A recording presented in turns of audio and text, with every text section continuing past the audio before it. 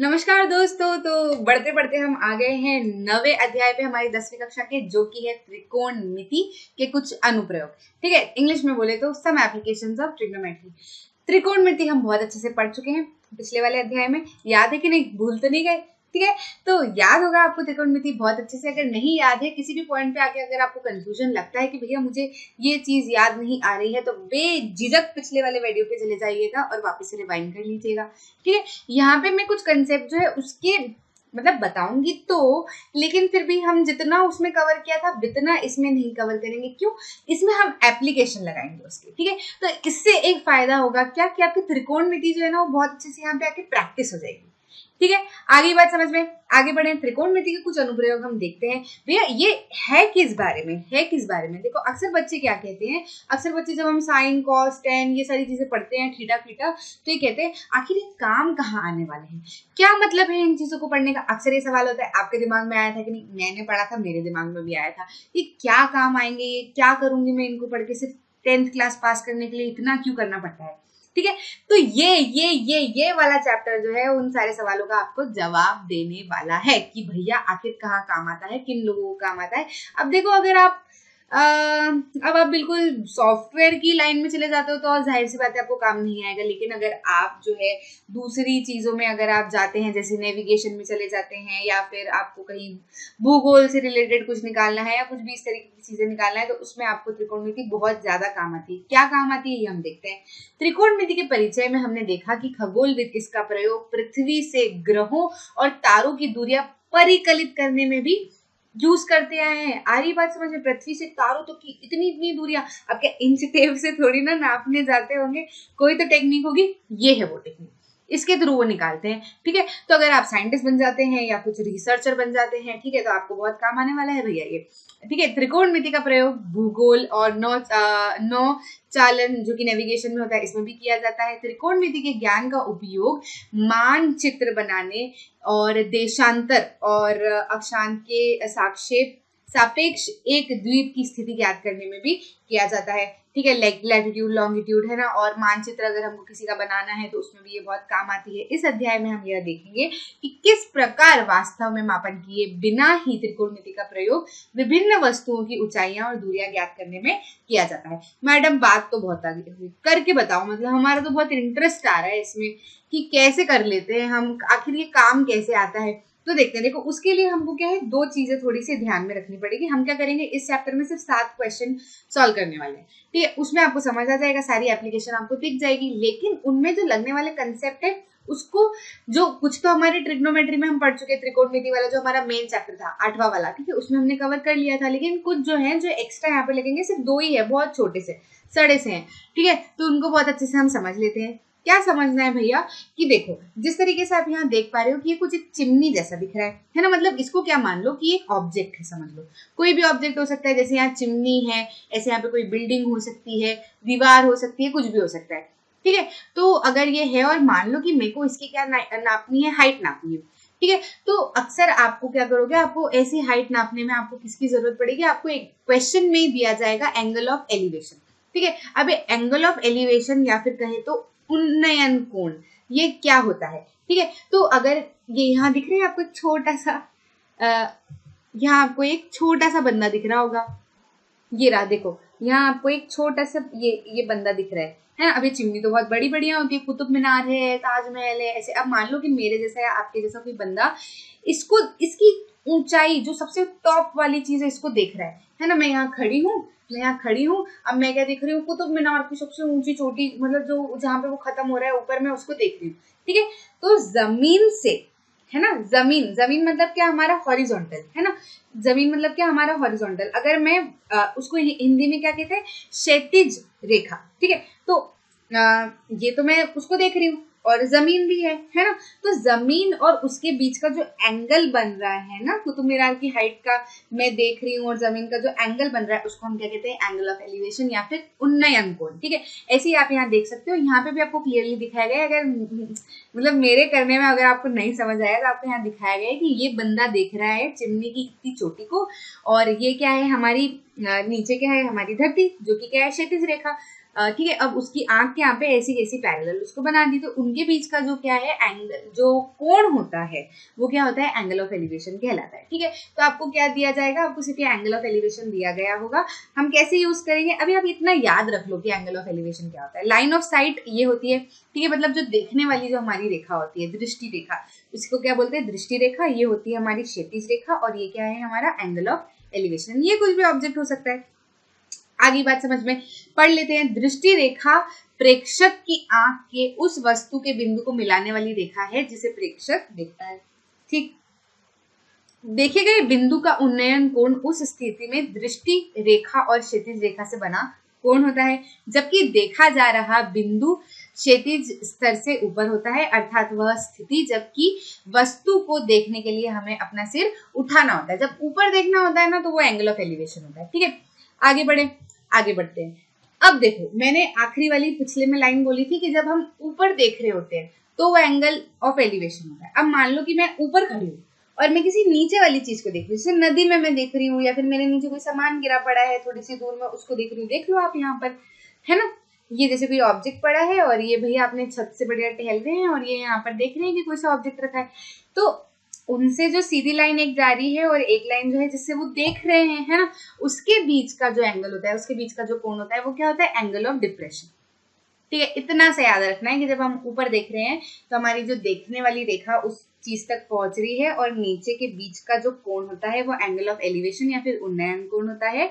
और दूसरा कोण होता है कि अगर हम ऊपर खड़े हैं, है ना, और हम नीचे कुछ देख रहे हैं, तो हमारे यहाँ से एक सीधी रेखा तो रहती है ना, ये सीधी रेखा, और हमारे बीच का ये जो है जो हमारी दृष्टि रेखा है जो उस ऑब्जेक्ट तक जा रही है, उसके बीच का जो कोण है वो क्या कहलाता है, ये रहा वो कोण, वो क्या कहलाता है, एंगल ऑफ डिप्रेशन। आ रही बात समझ में। देखी जा रही वस्तु पर स्थित बिंदु का अवनमन कोण, एंगल ऑफ डिप्रेशन क्या कहलाता है, अवनमन कोण, और वो एंगल ऑफ एलिवेशन क्या कहला रहा था, उन्नयन कोण। ठीक है, आ रही बात समझ में। उस स्थिति में दृष्टि रेखा और क्षैतिज रेखा से बना कोण होता है, जबकि बिंदु क्षैतिज रेखा से नीचे होता है। ठीक है, अर्थात वह स्थिति जबकि देखे जाने वाले बिंदु को देखने के लिए हमें सिर को क्या करना पड़ता है, नीचे झुकाना पड़ता है, इसमें एंगल ऑफ डिप्रेशन बनता है। जब हम सिर को देखने के लिए मुंह ऊपर कर रहे हैं तो वो कौन सा एंगल बनता है, एंगल ऑफ एलिवेशन। बस ये दो चीज हमको याद रखनी थी।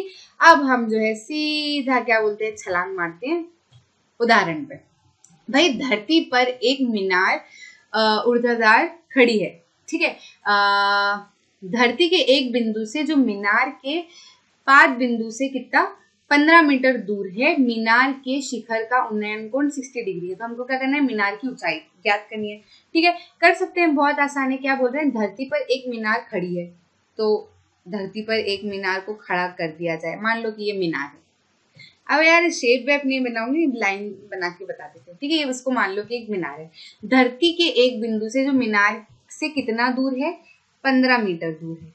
मीनार से मान लो कि ये पॉइंट जो है कितना मीटर दूर है, 15 मीटर दूर है ना, ये वाला पॉइंट है ना, दूर है। मीनार के शिखर का उन्नयन गुण कौन सा था, एंगल ऑफ एलिवेशन। कैसा होता है जब हम ऊपर देख रहे होते हैं, है ना, तो इसको ज्वाइन कर देंगे। भाई, उन्नयन कोण, ये कोण क्यों होगा, क्योंकि वो उन्नयन कोण कैसा कोण होता है, क्षैतिज रेखा और हमारी जो लाइन ऑफ साइट रहती है ना, देखने वाली रेखा रहती है, क्या रहता है, उसके बीच का कोण रहता है। तो ये कितना दे रखा है हमको, 60 डिग्री दे रखा है। ठीक है, अब इसको मान लो मैं ए मान लेती हूँ, बी मान लेती हूँ, सी मान लेती हूँ। अब देखो ये तो सीधा खड़ा है ना, तो ये तो 90 डिग्री होगा ही होगा।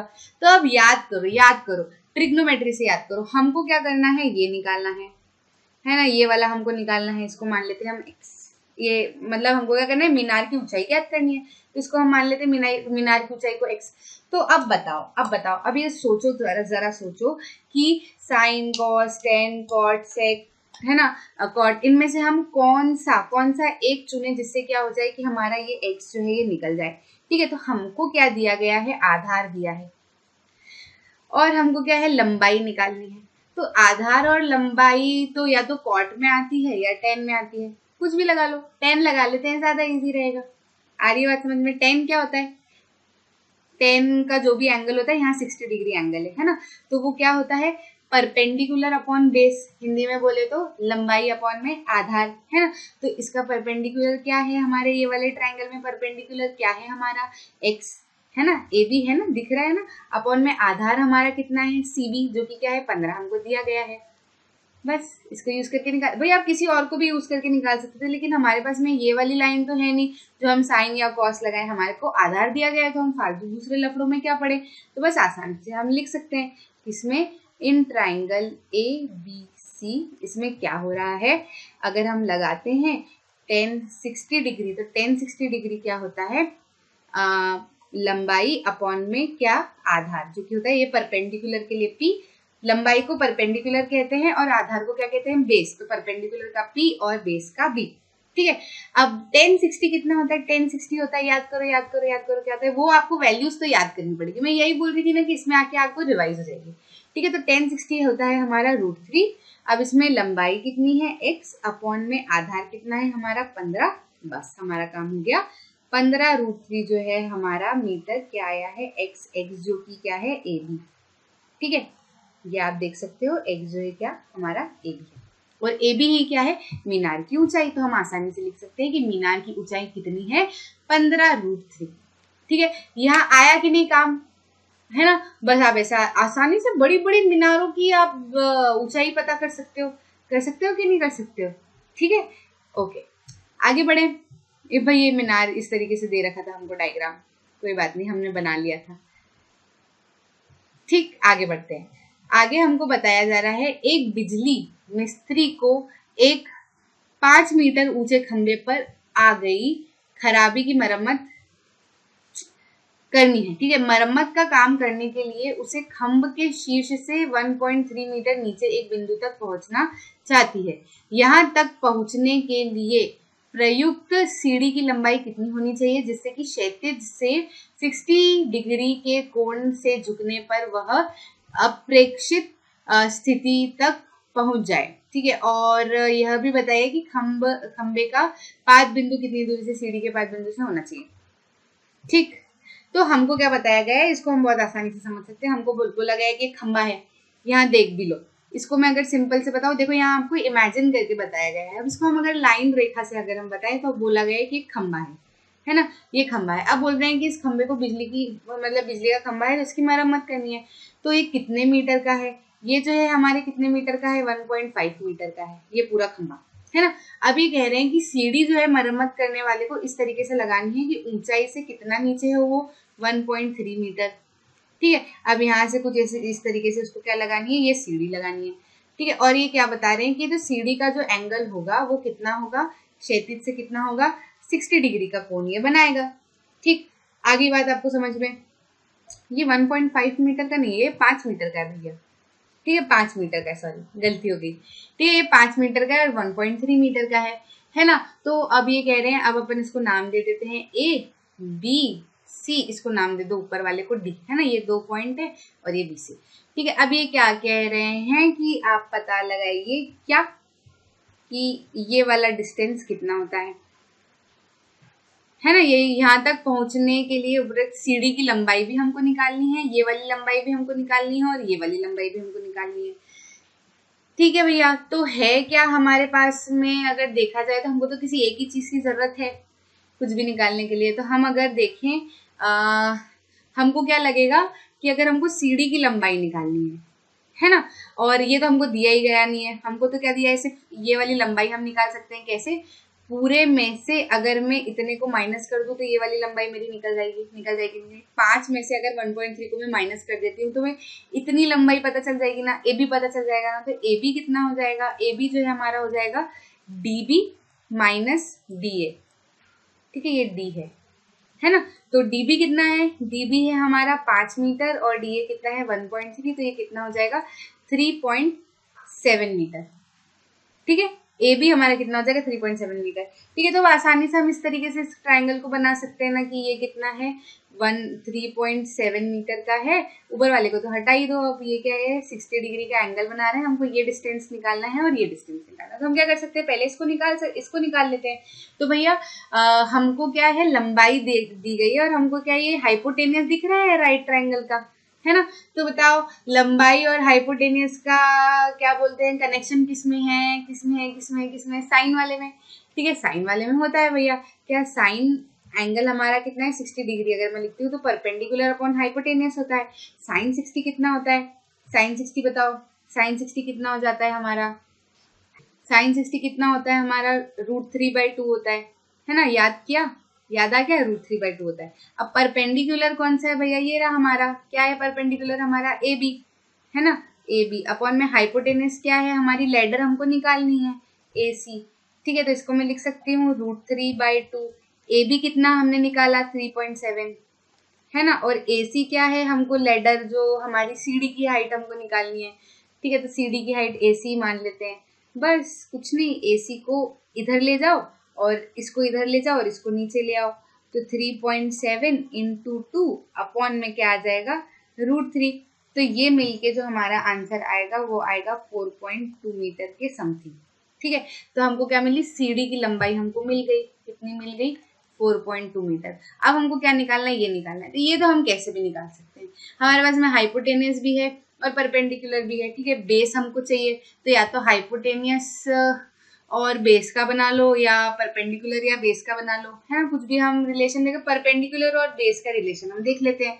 परपेंडिकुलर और बेस का रिलेशन किसमें होता है, 10 वाले में होता है या कॉट वाले में होता है। 10 लिख लेते हैं, 10 की हमको आदत है ना। तो अगर मैं यहाँ पर लिखूं क्या कि 10 एंगल तो हमारा उतना ही है 60, 10 60 डिग्री कितना हो जाता है हमारा, 10 60 होता है हमारा परपेंडिकुलर अपॉन में बेस। परपेंडिकुलर कितना है हमारा, ये रहा परपेंडिकुलर कितना है, ये ए बी और ये सी। परपेंडिकुलर हमारा कितना है, ए बी, है ना। और बेस हमको निकालना है, बेस क्या है हमारा, बी सी। 10 60 कितना होता है, 10 60 होता है √3, याद करना।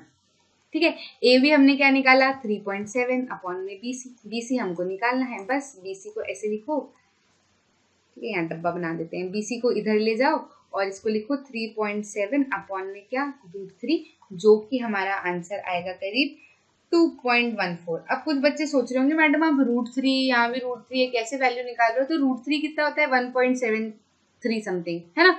तो बस आप डिवाइड कर लो, आसानी से आंसर आपका आ जाएगा। तो हमने क्या किया, हमको दो चीजें निकालनी थी, 1.73 दे ही रखा है √3 की वैल्यू। ठीक है, तो क्या क्या निकालना था हमको, लेडर की, मतलब जो हमारी सीढ़ी है उसकी हाइट निकालनी थी। और हमको क्या निकालना था, जो दूरी है, जितनी दूर सीढ़ी रखाएगी बिल्डिंग से, नीचे वाला हिस्सा जितना रखाएगा क्षितिज पे, वो हमको निकालना था। तो हमने निकाल लिया आसानी से। क्या जरूरत पड़ती है हमको, एंगल तो हमको दिया होता है, बस किसी भी एक चीज की जरूरत पड़ती है, हम फिर उसके बाद कुछ भी निकाल लेते हैं। एक चीज जो है वो दी गई होनी चाहिए। अब हमको क्या है, यहाँ पे एक चीज जो ये चाहिए थी ये डायरेक्टली नहीं दी, हमको क्या कर दिया, ये दे दिया और फिर बता दिया कि यहाँ से इतना है। तो हमने क्या करा है, कितना ही घुमा लो, हम तो सब करके निकाल लेंगे।